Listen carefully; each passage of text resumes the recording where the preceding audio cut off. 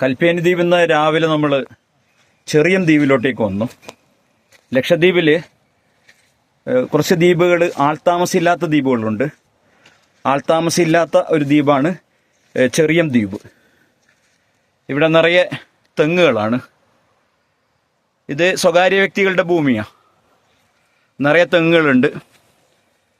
അപ്പോൾ തേങ്ങ ഇടാൻ നേരത്ത് ആളുകൾ വന്ന് തേങ്ങ ഇട്ട് പോവും. പിന്നെ ഇങ്ങനെ ഇടയ്ക്ക് ആളുകൾ ഇവിടെ വന്ന് ഫിഷിങ്, കടലിൽ നിന്ന് പിടിച്ച് കിട്ടുന്ന മീൻ ഇവിടുന്ന് തന്നെ പാകം ചെയ്ത് കഴിക്കും. പിന്നെ വീട്ടിലേക്ക് കൊണ്ടുപോകും. അങ്ങനെ ആളുകൾ ഒരു ട്രിപ്പായിട്ട് വരുന്ന സ്ഥലമാണ് ഇത്. ആ ഭാഗവും കടലാണ്, ചുറ്റും കടലാണ്. അപ്പോൾ നമ്മൾ ഈ ഭാഗത്തുനിന്നാണ് വന്നത്.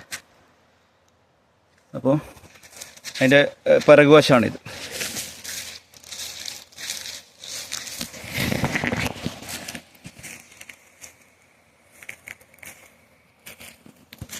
ഒരു ചെറിയ കെട്ടിടം, പണി കഴിയാത്ത പോലുള്ളൊരു കെട്ടിടം കാണുന്നുണ്ട്.